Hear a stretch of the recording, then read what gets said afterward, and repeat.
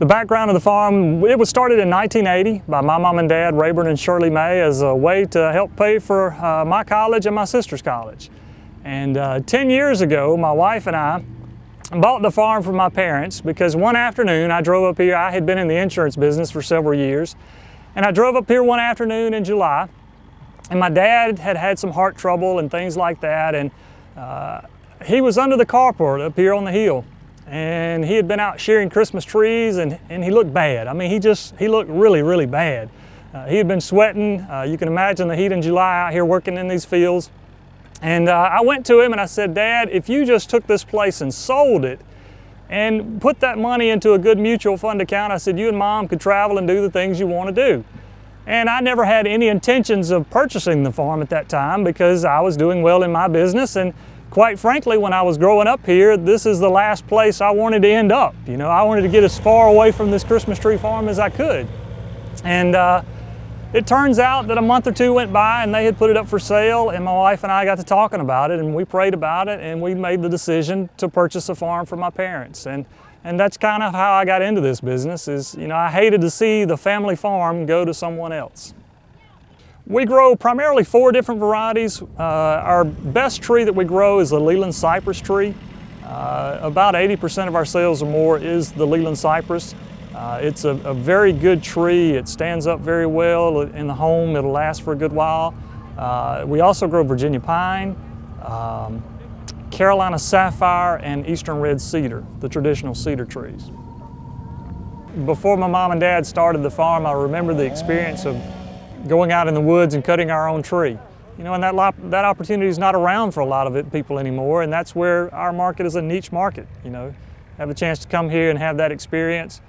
See the animals in the animal park, and even enjoy the new playground that we built this year.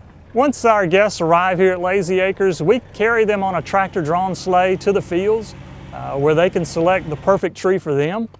And they can cut the tree themselves, or we have our tractor drivers cut it for them if they want.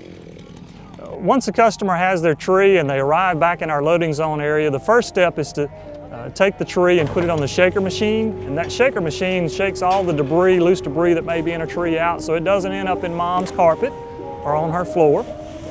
And then from there we put it on a special drill machine that drills a hole in the bottom of it for our pin stands that we sell, and then we bale each tree up so that it'll be nice and tight and not damaged by any wind on the way home. Then the trees go into a separate loading bay, so that when the customer pulls down, our employees can quickly find that tree and load it up for them and tie it down for them. Each year we get a lot of telephone calls, people asking us if we do pre-tag, and my dad stopped that years ago. We used to do it when our farm first started, and he always told me the reason he stopped doing it is because one day a little girl walked up to him and she was holding a tag where someone had cut her tree down and just thrown her tag on the ground, and he said he would never again do any type of pre-tagging. So that's the way we operate today. You know, when a customer comes out, the trees, every tree that is out here is available for sale and ready to take home that day. We started something new this year as part of our 30th anniversary celebration. In one of the trees out here hidden in the field is Baxter the Bear. He's a little stuffed animal. He's kind of our farm mascot. And we tell everyone when they arrive that if they happen to find Baxter hidden in one of the trees, then they get to take him home and the tree is free. And it's been really fun. The kids have enjoyed running around looking for Baxter the Bear. In the back of Plantation Hall, which is our primary building that we use, we have a special light show. The lights are set to music. We have several different trees that are lit, and the music is timed together with the lights. And you know, to me, that's just one of the greatest joys of coming out here. Being able to sit back there in that building and watch the kids. We have the girls dressed up as elves back there, and they're playing with the kids, dancing with the kids, coloring pictures and ornaments, creating ornaments with them. If you're not in the Christmas spirit when you get here, if you could spend just about 5 minutes in the back of that building, you'll be in the Christmas spirit before you leave. A lot of people come out here at Christmas time and they see all the activities just during the month of December, but there's a lot more that goes into growing a tree. We start in January with removing the old stumps. We use a subsoiler to pull them out. And then we start into planting in January and February. Generally, we plant about 1,000 to 1,500 seedlings a year. And then, of course, in February or March, we start fertilization. Again, we start from there into the season of mowing grass. During the summer, each tree has to be sheared at least twice, sometimes 3 times a year, depending on how much rainfall we get.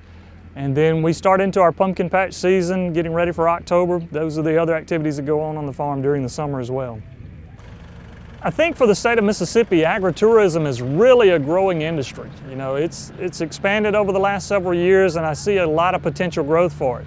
And the reason for that, I think, is just simply, you know, people are not connected to farms very much anymore, and you see more and more farms going out of business. And that's one of the things, or one of the reasons, that we've had to adapt and adjust our business by adding the pumpkin patch in addition to our Christmas trees. Just trying to add additional income here to the family farm.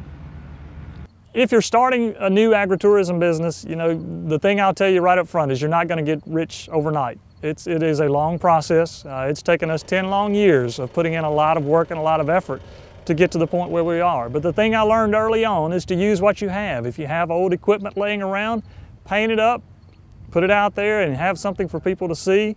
Don't try to build the biggest and best new building. You know, from day one, start off small and take the investment or take the earnings from your previous year and invest them back into your business, and that's how you grow it. You know, if you're going to operate an agritourism venture, you definitely need to enjoy people. You definitely need to enjoy being around people, because that's kind of the mainstay of your business. You know, if it wasn't for great employees and our great customers that we have here at Lazy Acres, we wouldn't have survived the last 30 years.